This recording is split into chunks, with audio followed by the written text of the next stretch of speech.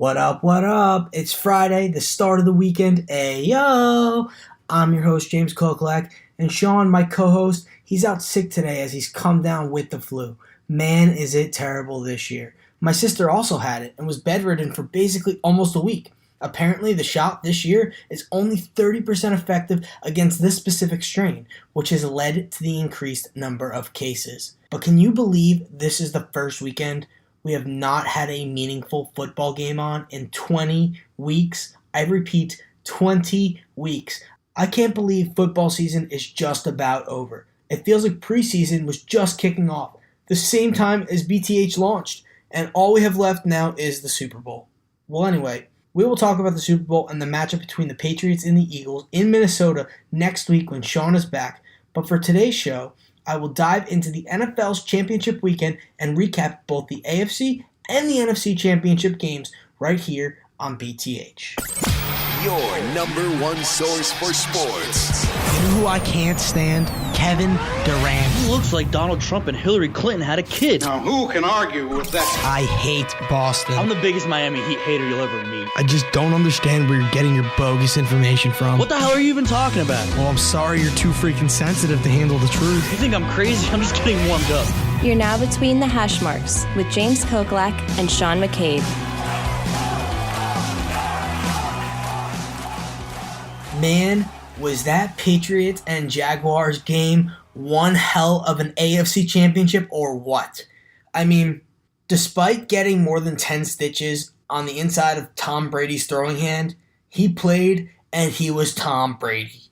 He went 26 for 38, 290 yards, 2 touchdowns to no interceptions. I mean, is that to anybody's surprise? He's Tom Brady. He is the GOAT, the GOAT, the greatest of all time.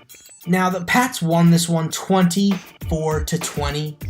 Closer game than most people imagined. Although the Jaguars do have that number one defense in the league, they are tough. They play everybody tough. They beat the Steelers twice this year and really dominated them. I mean, at least the first time. The second time, it felt like they dominated them, even though they let up a lot of points on defense. But if I told you that Gronk got hurt and Blake Bortles played just as well as Tom Brady did with that Jaguars defense, would you think that the Jaguars would have lost this game? I know I wouldn't have.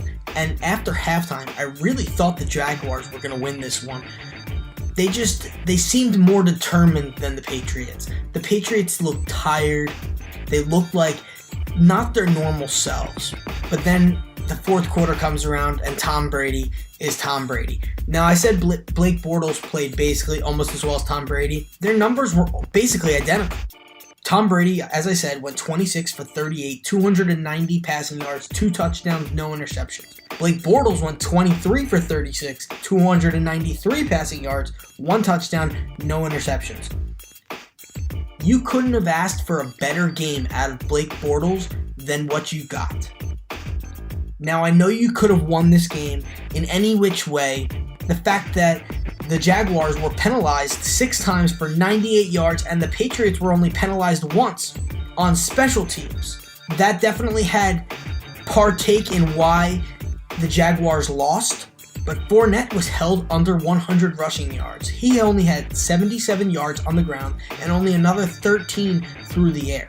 Fournette did not have his best game, and if the Jaguars were going to win this game, they needed Fournette's best game out of him. They are playing the Patriots, who are coming off of a Super Bowl win and trying to repeat. You are playing Tom Brady, who is the GOAT. You are playing Bill Belichick, who is the GOAT of coaching. If you're going to win this game, as I mentioned last week and Sean mentioned last week, Blake Bortles needed to have the game of his life. The Jaguars also needed to ground and pound. Leonard Fournette needed to go off for over 100 yards, and the Jaguars defense needed to stand on their heads. And the Jaguars defense played fairly well. This game was dominated by the Jaguars early, and the Patriots really evened it out in the second half. But that being said, the Jaguars showed that they are the real deal. The Jaguars showed, look, we are here to stay. We are here for many years. This defense is young. Jalen Ramsey put that team on his back on defense. He's the vocal leader of that team, and he really knows how to show up in a big situation. Now, before Gronk got hurt, Jalen Ramsey did a pretty good job covering Gronk. Gronk had a very quiet day before getting injured, and he definitely looked woozy getting up after that big hit that he took. This game very easily came down to a couple of throws, or should I say a couple of clutch throws and clutch catches by the Patriots and Tom Brady, and especially that catch by Amendola. That catch by Amendola to drag both of his feet at the end of the end zone, the back of the end zone, for the game-winning touchdown, that was unbelievable. Big players show up in big moments, and the Patriots, as a team, showed up in a big moment. They showed everybody, look, we may be older, we may have the oldest quarterback in the league, but we are here to win, and our dynasty is not over yet. Let me ask you a question. With 4:58 left on the clock, in the AFC Championship game, in the fourth quarter, with your team trailing 20-17 against the number one defense in the league, who else would you want driving 70 yards to bring you to a Super Bowl? The answer's simple. It's Tom Brady. He's done it over and over and over again, and I feel like he does it every year, year in and year out. Look at the Super Bowl last year, down by 25 points. I mean, this was a classic, but yet normal game for the Patriots. This is what they do. And am I surprised that they came back from the deficit they did? Not really. I think after last year's Super Bowl especially, you can never just say, well, the Patriots are done. Because they're never just done. Until Tom Brady and Bill Belichick call it a career, the Patriots will be the Patriots. And they'll win the AFC East, and they'll make it to the playoffs, and chances are they will make it to the Super Bowl, because right now, they are the cream of the crop, and I think that their experience really showed why they are the cream of the crop, and why they were able to pull out the victory after being down against the Jaguars in the AFC Championship game. Moving on, I'd like to touch on the NFC Championship game between the Eagles and the Vikings. Now, that game was not nearly as close as the Patriots-Jaguars, which ended 24-20. The Eagles-Vikings had a final score of 38-7 Eagles. Now, the Vikings marched down the field, scored first. It was 7-0. They looked like they were going to be on a roll all game, pick up where they left off in New Orleans, or against New Orleans, I should say, and boom. That's about all they did. The Eagles tie it on a 50-yard pick six, and the rest is history. The Vikings did not score another point for the rest of the game, and the Eagles went on to score 31 more points, 4 touchdowns, and a field goal. Now, this was not Case Keenum's best game by all means. He went 28 for 48, 271 yards, with 1 touchdown and 2 interceptions. And the Vikings running backs combined had 70 rushing yards. That's just not enough against this dominant, ferocious Eagles defense.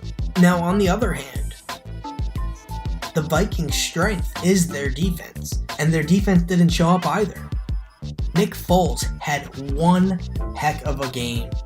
Everybody said the Eagles are done, including myself. I am one of those people who said that. But everybody's saying the Eagles are done. They weren't going to win the divisional round against Atlanta.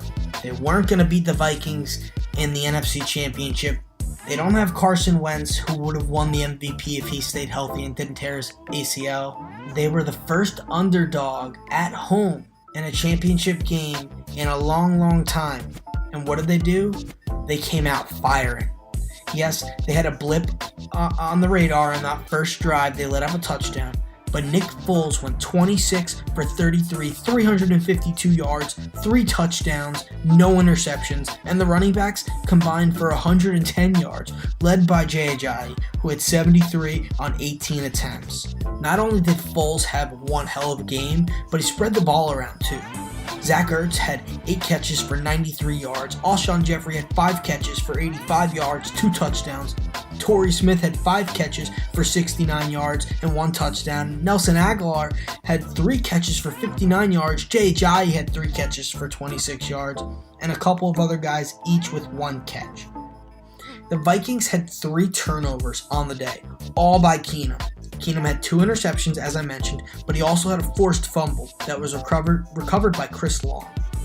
The Eagles had 0. If you want to win football games, especially in the playoffs, in the NFC or AFC champion, in the Super Bowl, I don't care if it's the playoffs, talk about preseason. Playoffs? No, preseason. You can't turn the ball over. And the Eagles had 0. They did not. They put a donut in that column, and that's one of the most important stats in this game. The Eagles just flat out dominated this game after that first drive. The Vikings looked tired. They looked like they were still recovering from that game against the Saints, and how it ended with the Stephon Diggs catch and the whole scene that happened in Minnesota, and being able to hopefully represent the NFC in the Super Bowl and play in their home stadium. I think just all the emotions caught up to the Vikings. They didn't look like the Vikings. Their defense did not look like the Vikings defense. And that is why the Eagles dominated this game. So as a recap for this last weekend of football, we had a good game between the Jaguars-Patriots. I think the Jaguars are for real. They're not going anywhere. But is there a chance that Blake Bortles won't be there next year? Will Nick Foles or Case Keenum be with their respective teams that they're starting for right now as the quarterback in the conference championship games? I think Foles is gone. Carson Wentz will be back. I think Foles is going to get a starting job somewhere for the performance he has put on this playoffs. And Case Keenum, unless the Vikings tag him, I think that there's a chance that he's gone too. There are quarterback-needy teams out there, and the Vikings do have Sam Bradford. They do have Teddy Bridgewater. And as Bortles, he's shown improvement, Bortles. But is he worth $20 million a year? If Cousins leaves, the Redskins need a quarterback. The Jets need a quarterback. Denver needs a quarterback. The Browns need a quarterback. Carson Palmer retired. The Cardinals could use a quarterback if they don't want to go forward with Drew Stanton. There are definitely quarterbacks. I haven't even touched on the New York Giants. Some of these teams will draft a quarterback, but there are quarterback needs in this league. And there's a chance that these teams, Nick Foles was a backup for the Eagles. When Carson Wentz comes back, he is not going to play. Case Keenum, is he worth the money for the Vikings? Or are they better off with a Teddy Bridgewater? Or a Sam Bradford, who started the first game this year and was amazing? We shall see as the offseason unfolds, but there is a chance that 3 out of the 4 quarterbacks who started in the championship games this year will not be with their respective teams next year. And quickly, Eagles-Vikings, dominant game by the Eagles. The Vikings did not show up. The Eagles fans showed up bigger than the Vikings team did. And the Vikings have a long offseason to think about how they can overcome losing in 6 straight conference championship games. That's going to do it for today's show. Even without any meaningful football on this weekend, we do have some things to watch, like the NHL All-Star Game on Sunday, as well as the skills competition on Saturday night.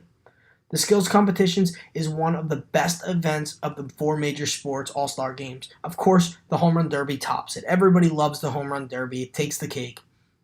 But watching the hardest shot and the fastest skater is always a thrill. I wonder if anybody is going to beat Zdeno Chara's 108.8 mile per hour slap shot in the hardest shot. And the fastest skater, will we see somebody break the record that Dylan Larkin broke just 2 years ago?